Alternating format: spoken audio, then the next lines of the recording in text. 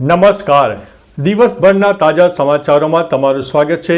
તમારી સાથે હું છું પિનલગીરી ગોસ્વામી. સમાચારો વિસ્તારથી જાણીએ એ પહેલા મહત્વના સમાચારો ઉપર એક નજર.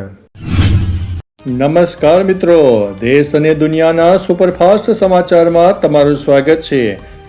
સૌથી મોટા સમાચાર સામે આવી રહ્યા છે. યુદ્ધના ટ્રમ્પનો મોટો નિર્ણય. અમેરિકા ઈરાન યુદ્ધ વિરામ પૂર્ણ થતા રાષ્ટ્રપતિ ટ્રમ્પે તેને ફરી લંબાવવાની જાહેરાત કરી છે. પાકિસ્તાની પીએમ શાહબાઝ શરીફના અનુરોધ પર આ નિર્ણય લેવાયો છે, જેથી ઈરાન એક સંયુક્ત પ્રસ્તાવ કરી શકે. ટ્રમ્પે જણાવ્યું છે કે હુમલાઓને કારણે ઈરાની સરકાર વેરવિખેર થઈ ગઈ છે, તેથી તેમને સમય અપાયો છે. સામે બાજુ ઈરાની નેતા ગાલી બાફે વળતો પ્રહાર કરતા કહ્યું છે કે હારેલો પક્ષ શરતો લાદી શકે નહીં. મિત્રો, અન્ય મહત્વના સમાચારની વાત કરીએ તો રામાયણનો ઓસ્કર પ્લાન અમેરિકામાં મચાવી છે ધૂમ. રણબીર કપૂરની ફિલ્મ રામાયણ હવે વૈશ્વિક સ્તરે છવાઈ ગઈ છે. અમેરિકાના લાસ વેગાસમાં સિનેમાકોન ઇવેન્ટ દરમિયાન પસંદગીના નિષ્ણાતોને ફિલ્મનું 20 મિનિટનું ખાસ ફૂટેજ બતાવવામાં આવ્યું. અદ્ભુત વિઝ્યુઅલ જોઈને વિવેચકો તેને ઓસ્કરની પ્રબળ દાવેદાર ગણાવી રહ્યા છે. વોર્નર બ્રધર્સ સાથે મોટી ડીલની ચર્ચા વચ્ચે આ ભારતીય ફિલ્મ સિનેમાને આંતરરાષ્ટ્રીય મંચ પર નવી ઊંચાઈએ લઈ જશે. મિત્રો, અન્ય મહત્વના સમાચારની વાત કરીએ તો જાપાન હવે ઘાતક હથિયારોની નિકાસ કરશે. જાપાને 50 વર્ષ પછી તેની શાંતિવાદી નીતિ બદલીને ઘાતક હથિયારોની નિકાસ પરનો પ્રતિબંધ હટાવ્યો છે.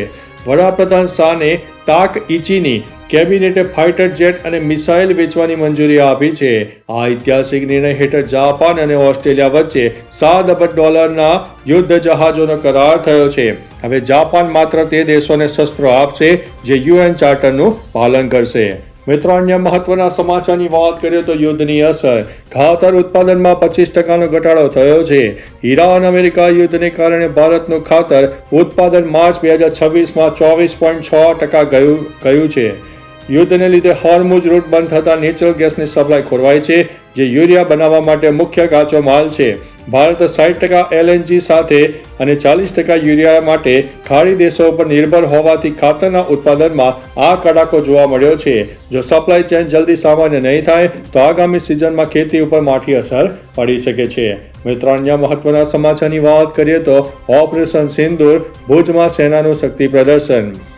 કચ્છના ભુજમાં ભારતીય સેનાએ જળબળ અને વ્યૂહાત્મક કૌશલ્યનું ભવ્ય પ્રદર્શન કર્યું છે. ઓપરેશન સિંદૂર અંતર્ગત સ્પેશિયલાઇઝ બેટલ ગ્રુપ્સ દ્વારા આધુનિક એસોલ્ટ બોટ સાથે છીછરા પાણીમાં ઝડપી દાવપેચ યોજાયા હતા. આ કવાયતનો હેતુ સરહદ પર આવતા દુશ્મન જહાજોને રોકવા અને તટવર્તી સુરક્ષાને અભેદ્ય બનાવવાનો રહેલો છે. સજ્જતા સાથે સૈનિકોએ કોઈપણ પ્રકારને પહોંચી વળવાની ક્ષમતા સાબિત કરી છે. મિત્રો, અન્ય મહત્વના સમાચારની વાત કરીએ તો ચીન સરહદે 4G કનેક્ટિવિટી -40°માં થશે વાત. ચીન સરહદના દુર્ગમ વિસ્તારોમાં હવે સંચાર સુવિધા મજબૂત થશે. ભારત સરકાર 195 ચોકીઓ પર 4G મોબાઈલ ટાવર લગાવી રહી છે, જેથી -40° તાપમાનમાં પણ જનસંપર્ક થઈ શકે. સેનાના ઓપરેશન કોમ્યુનિકેશનમાં સુધારો થશે અને જવાનો સરળતાથી પરિવાર સાથે વાતચીત કરશે. સંચાલન માટે 500 થી વધુ જવાનોને ખાસ તાલીમ આપવામાં આવશે. સુરક્ષા વ્યવસ્થા વધુ સજ્જ અને આધુનિક બનશે. મિત્રો, અન્ય મહત્વના સમાચારની વાત કરીએ તો ભાજપના નેતાને લાફો ઝીકી દીધો. અમદાવાદ કોર્પોરેશન ચૂંટણી પહેલા જનતાનો મિજાજ ગરમ છે. સરસપુરમાં ભાજપ નેતાને યુવકે લાફા ઝીકી દીધા, જ્યારે અનિલ સ્ટાર્ચ અને હાથીજનમાં રહીશોએ હાય હાયના નારા લગાવીને ઉમેદવારોને ભગાડ્યા હતા. સ્થાનિકોનો આરોપ છે કે નેતાઓ માત્ર ચૂંટણી ટાણે દેખાય છે. બોડકદેવ અને ઘાટલોડિયા સહિતના વિસ્તારમાં પણ પક્ષોના પ્રવેશ ઉપર પ્રતિબંધોના બેનરો લાગ્યા છે. મિત્રો, અન્ય મહત્વના સમાચારની વાત કરીએ તો કેદારનાથ ધામના દ્વાર ખોલ્યા, શ્રદ્ધાળુઓ ઉમટી પડ્યા. બાબા કેદારનાથના દર્શન આતુરતાનો અંત આવ્યો છે. ગઈકાલે 22 એપ્રિલે સવારે 8 વાગ્યે વૈદિક મંત્રોચ્ચાર અને વિધિ વિધાન સાથે કેદારનાથ ધામના કપાટ શ્રદ્ધાળુઓ માટે ખોલી દેવામાં આવ્યા છે. આ ખાસ પ્રસંગે મંદિરને ક્વિન્ટલ બંધ ફૂલોથી ભવ્ય રીતે સજાવવામાં આવ્યું છે. ઉત્તરાખંડના સીએમની હાજરીમાં હજારો ભક્તોએ બાબાના પ્રથમ દર્શનનો લાભ લીધો. આ સાથે જ ચારધામ યાત્રાનો વિધિવત પ્રારંભ થયો છે. મિત્રો, અન્ય મહત્વના સમાચારની વાત કરીએ તો બંગાળમાં નહીં બનવા દઈએ બાબરી મસ્જિદ. પશ્ચિમ બંગાળ ચૂંટણી પહેલા કેન્દ્રીય ગૃહમંત્રી અમિત શાહે એક મોટું નિવેદન આપ્યું છે, જેમાં તેમણે કહ્યું છે કે બંગાળમાં બાબરી મસ્જિદ જેવી કોઈ પણ સંરચના બનવા નહીં દઈએ. મમતા બેનર્જી અને હુમાયુ કબીર પર નિશાન સાધતા તેમણે આરોપ લગાવ્યો છે કે આ યોજના રાજકીય એજન્ડાનો ભાગ છે. ચૂંટણી બાદ સત્તા બદલાતા ભાજપ નવી યોજના ઉપર રોક લગાવશે. આ નિવેદન બાદ બંગાળમાં રાજકારણ ગરમાયું છે. મિત્રો, અન્ય મહત્વના સમાચારની વાત કરીએ તો મહિનામાં 2 વાર મળશે પગાર. નેપાળ સરકારે કર્મચારીઓનો માસિક પગાર 2 ભાગોમાં આપવાનો ઐતિહાસિક નિર્ણય લીધો છે. હવે દરેક સરકારી કર્મચારીઓના એકાઉન્ટમાં 15 દિવસના અંતરાલમાં સેલેરી જમા થશે. મંત્રાલયનું કહેવું છે કે આ નિર્ણયથી કર્મચારીઓના હાથમાં પૈસા જલ્દીથી આવી જશે, જેથી તેમનો મહિનાનો ખર્ચ વધશે. જે બાદ બજારમાં માંગ વધશે અને દેશની સુસ્ત અર્થવ્યવસ્થાને નવી રફતાર મળશે. આ નવા નિયમ ટૂંક સમયમાં લાગુ કરવામાં આવનારો છે. મિત્રો, અન્ય મહત્વના સમાચારની વાત કરીએ તો ભારત આતંક સામે ક્યારેય ઝૂકશે નહીં. પીએમ મોદીએ પહેલગામ હુમલાની પ્રથમ વર્ષી પર શોક વ્યક્ત કર્યો. તેમણે પોતાના સોશિયલ મીડિયા હેન્ડલ એક્સ ઉપર લખ્યું છે કે પહેલગામમાં નિર્દોષો માર્યા ગયા, તેમને ભૂલાશે નહીં. પીડિતોના પરિવારો પ્રત્યે મારી સંવેદના છે. આ દુઃખની ઘડીમાં આપણે એક રાષ્ટ્ર તરીકે એક થયા છીએ. આતંકવાદીઓના કાવતરા ક્યારેય સફળ થશે નહીં. ભારત ક્યારેય આતંકવાદ સામે ઝૂકશે નહીં. મિત્રો, અન્ય મહત્વના સમાચારની વાત કરીએ તો પહેલગામ હુમલાની પ્રથમ વર્ષી પર હાઈ એલર્ટ. જમ્મુના પહેલગામમાં ગયા વર્ષે 22 એપ્રિલના રોજ થયેલા આતંકી હુમલાને ગઈકાલે 1 વર્ષ પૂર્ણ થયું છે. હુમલાની પ્રથમ વર્ષીએ જોતા સમગ્ર કેન્દ્ર શાસિત પ્રદેશમાં હાઈ એલર્ટ ઘોષિત કરી દેવામાં આવ્યું હતું. સુરક્ષા વ્યવસ્થા મજબૂત કરી દેવામાં આવી છે. સુરક્ષા એજન્સીઓને ઇનપુટ મળ્યા છે કે આતંકવાદી સંગઠન મોટા પ્રકારના હુમલાને અંજામ આપવાની ફિરાકમાં છે, જેને લઈને હાલમાં સેનાના જવાનો ખૂણે ખૂણે બાજ નજર રાખી રહ્યા છે. મિત્રો, અન્ય મહત્વના સમાચારની વાત કરીએ તો વૈષ્ણોદેવી મંદિરમાં ચઢાવવામાં આવતી ચાંદી માત્ર 5% જ અસલી છે. માતા વૈષ્ણોદેવી મંદિરમાં ચઢાવવામાં આવતી ચાંદીને લઈને ચોંકાવનારો ખુલાસો થયો છે. તપાસ દરમિયાન ચાંદીમાં મોટા પાયે ભેળસેળ મળી આવી હતી. ચાંદીમાં માત્ર 5 થી 6% શુદ્ધ ચાંદી છે, જ્યારે બીજું કેડમિયમ અને લોખંડ મળી આવ્યું છે. આ છેતરપિંડીથી લાખો ભક્તોને આસ્થાને ઠેસ પહોંચી છે. એક સેમ્પલ બેન્ચમાં 70 કિલો ચાંદીની તપાસ કરવામાં આવી છે, જેથી માત્ર 3 કિલો ચાંદી જ અસલી મળી આવી હતી. મિત્રો, અન્ય મહત્વના સમાચારની વાત કરીએ તો સુરતની ભૂતિયા સાયકલથી ચકિત. સુરતના નવા ઇનોવેટર શિવમ મૌર્યએ વિજ્ઞાન અને કલાના સંગમથી એક અનોખી ઘોસ્ટ સાયકલ બનાવી છે. એઆઈ ટેકનોલોજી આધારિત આ સાયકલ કોઈ પણ ચાલક વિના રસ્તા પર પેડલ મારે છે અને જાતે વળાંક પર લે છે. શિવમ અને ગુરપ્રીત અરોડાએ 3 મહિનાની મહેનત અને 35,000ના ખર્ચે અદ્ભુત સાયકલ તૈયાર કરી છે, જે રસ્તા પર પોતાની જાતને સંતુલન રાખી શકે છે. મિત્રો, અન્ય મહત્વના સમાચારની વાત કરીએ તો ડોનાલ્ડ ટ્રમ્પની મોટી ઘોષણા. અમેરિકી રાષ્ટ્રપતિ ડોનાલ્ડ ટ્રમ્પે ઈરાન સાથેના યુદ્ધ વિરામને એકવાર ફરીથી વધારી દીધું છે.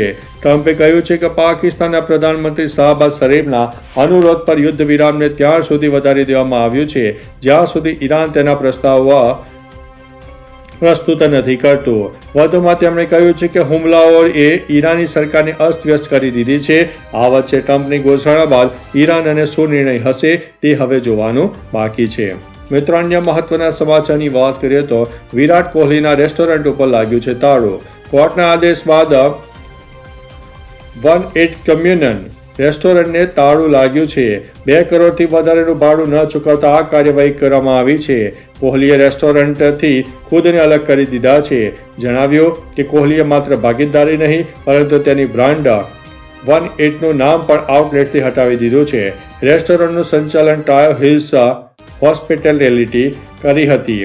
ભાડું, મેન્ટેનન્સ અને રેવન્યુ શેર લગભગ 6 મહિનાથી બાકી હતું. મિત્રો, અન્ય મહત્વના સમાચારની વાત કરીએ તો હવે પેટ્રોલ નહીં દારૂથી દોડશે ગાડીઓ.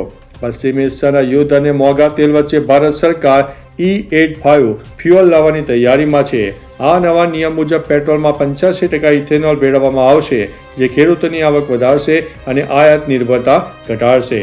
આ માટે ખાસ ફ્લેક્સ ફ્યુઅલ એન્જિનની જરૂર પડશે. ગડકરીએ કંપનીઓને આવા એન્જિન બનાવવા પર ભાર મૂક્યો છે. આ ફેરફારથી પ્રદૂષણ ઘટશે અને અર્થવ્યવસ્થાને મજબૂતી મળશે. મિત્રો, અન્ય મહત્વના સમાચારની વાત કરીએ તો કેદારનાથ મંદિર સંકુલમાં મોબાઈલ ઉપર પ્રતિબંધ. કેદારનાથ મંદિરના કપાટ ગઈકાલથી ભક્તોના દર્શન માટે ખોલી દેવામાં આવ્યા છે. જોકે મંદિરના પ્રશાસને મંદિરની પવિત્રતા જળવાય તે માટે મંદિર સંકુલમાં મોબાઈલ ફોન પર સંપૂર્ણપણે પ્રતિબંધ મૂક્યો છે.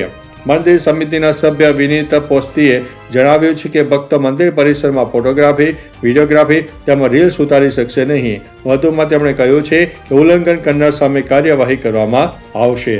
મિત્રો, અન્ય મહત્વના સમાચારની વાત કરીએ તો હવે હુમલો કર્યો તો મિડલ ઈસ્ટનો ખેલ ખતમ. IRGCના એરોસ્પેસ ફોર્સના કમાન્ડરે ગલ્ફ દેશોને કડક ચેતવણી આપી છે. તેમણે કહ્યું છે કે જો તેમના પ્રદેશ અથવા તો લશ્કરી ઠેકાણાઓ ઉપયોગ ઈરાન ઉપર હુમલો કરવામાં આવશે તો આ દેશોની અર્થવ્યવસ્થા કરોડરજ્જુ એટલે કે તેલ ઉત્પાદન ગંભીર રીતે જોખમમાં મુકાશે. કમાન્ડરે કહ્યું છે કે ઈરાન હવે માત્ર લશ્કરી ઠેકાણાઓ નહીં પરંતુ સમગ્ર મધ્ય પૂર્વમાં તેલ સ્થાપનો અને રિફાઇનરીઓ ઉપર હુમલો કરશે. મિત્રો, અન્ય મહત્વના સમાચારની વાત કરીએ તો રાજ્યમાં ગરમીનો રાઉન્ડ શરૂ. રાજ્યમાં કમોસમી વરસાદ બાદ હવે ગરમીનો રાઉન્ડ શરૂ થયો છે. હાલમાં તમામ વિસ્તારોમાં સામાન્ય કરતાં વધારે તાપમાન જોવા મળી રહ્યું છે. હવામાન વિભાગે આગાહી કરી છે કે આગામી દિવસોમાં ગરમીનો પારો 43 ડિગ્રી સુધી પહોંચી શકે છે અને બપોરના સમયે હીટ વેવ જેવી પરિસ્થિતિ સર્જાઈ શકે છે. વધુમાં કામ વગર બપોરના સુમારે બહાર ન નીકળવાની પણ અપીલ કરવામાં આવી છે. તો ચાલો મિત્રો, ફરીથી દેશ અને દુનિયાના સુપરફાસ્ટ સમાચાર લઈને મળતા રહીશું. ત્યાં સુધી અમને રજા આપશો. નમસ્તે.